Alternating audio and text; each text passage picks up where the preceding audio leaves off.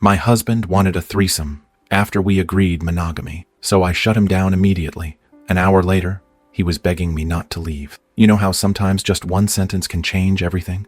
That happened to me a couple of nights ago. We were just in bed. I was scrolling TikTok like usual. Everything felt normal and comfortable. Then my husband, Ethan, asked me something completely out of the blue.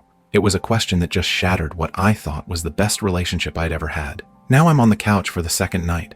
The apartment feels way too quiet, and I'm wondering if I even know the man I married. It feels crazy thinking back to how we started, just over 3 years ago. I was swiping on Tinder, not really expecting much. Then I matched with Ethan. We were both 30. His profile seemed genuine, warm. He had a nice smile, pictures of him hiking, hanging out with friends.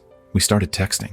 It wasn't like the usual boring chat. We connected fast and talked about real stuff, family, jobs, hopes, fears.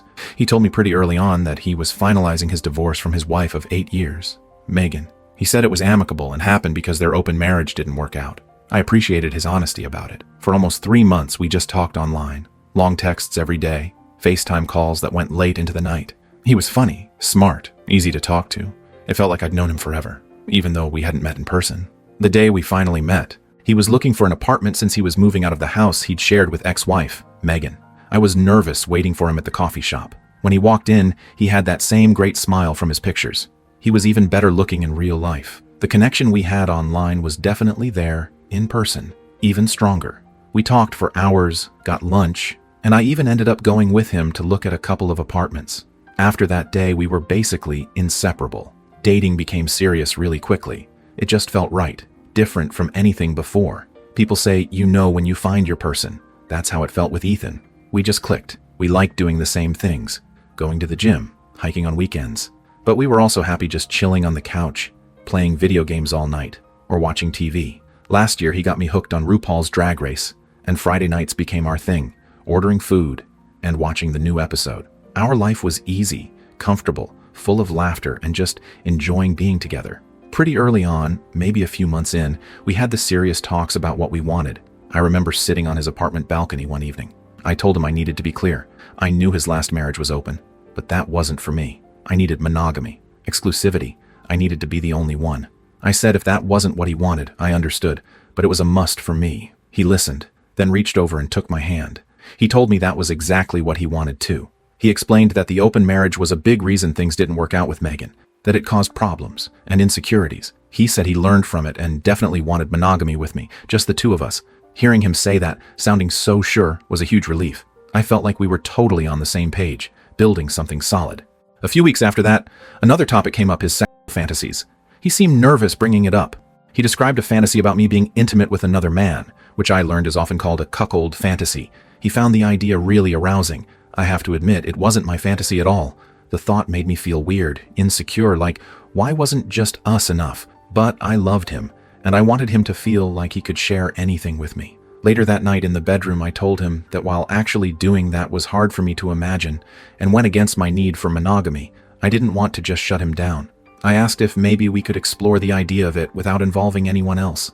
He seemed really relieved and hopeful. He asked if I'd really be open to that, saying it meant a lot. He suggested maybe we could incorporate it into dirty talk or use toys, just exploring the fantasy itself. I agreed. I said yes, we could try that, find a compromise that worked for us. So we did. We got some new toys, experimented more. We started talking about those scenarios during sex, playing out the fantasy, just in our words and imagination.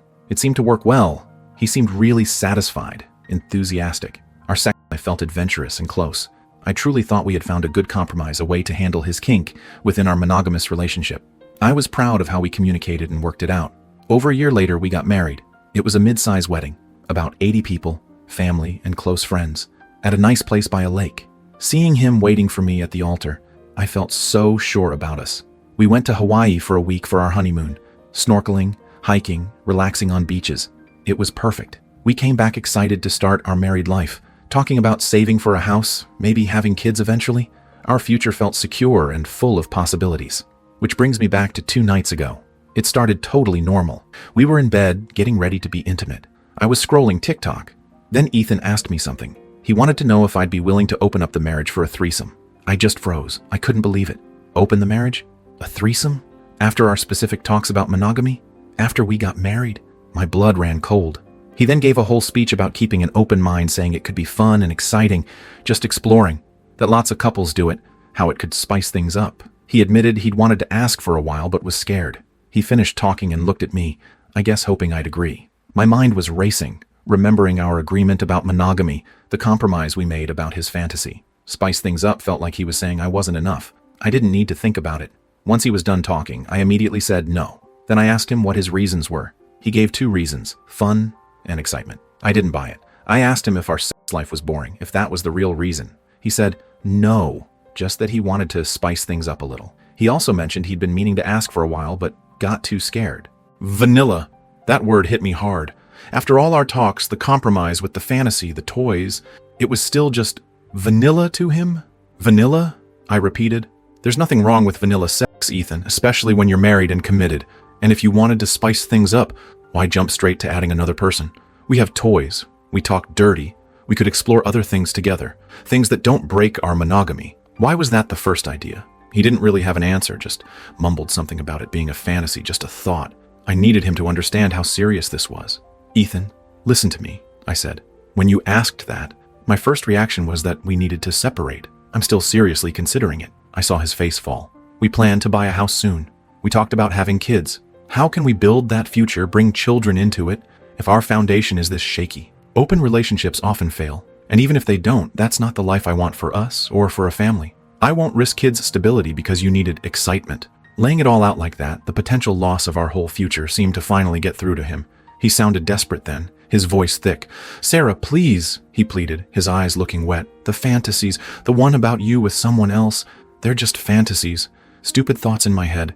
I don't need them to be real, I swear. I can get off on the thought, and then it's over. It doesn't have to happen. What I need is you. I love you so much. I want our life together. The house, the kids, everything. But with you, please don't leave. His desperation felt real this time. His fear seemed genuine. My heart hurt, wanting so badly just to believe him, to go back to how things were before he asked. But the damage was done. The trust was broken. I want to believe you, Ethan, I told him honestly, my voice quiet. But my trust, it's shattered. Hearing you ask to open our marriage, it makes me question everything. Our past promises, our future. It's going to take a lot of work, a lot of time, to even start rebuilding. If we even can. We can, he insisted quickly. Let's go to couples counseling, please. Let's talk to someone. This time it sounded like he really meant it, like he wanted help finding a way forward. I nodded slowly.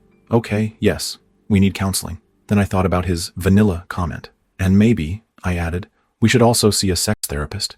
Maybe you alone or both of us, to help us understand each other better, maybe find new fantasies or ways to spice things up within our monogamy. If vanilla is a problem, let's actually deal with it, together. He agreed immediately, relief flooding his face. Yes, anything, whatever it takes. Then he looked right at me, his expression completely serious. And Sarah, I promise, I will never bring up non-monogamy, threesomes, opening the relationship, any of it ever again. It's off the table, permanently. You have my word. So, that's where we left it. A fragile truce, an agreement to try and fix things. I didn't end the marriage. Part of me knows some people would say I should have walked away right then. Maybe I'm being foolishly optimistic, maybe naive. Throwing away 3 years, throwing away the best relationship I'd ever had because of a fantasy. It felt like maybe we deserved a chance to try counseling first.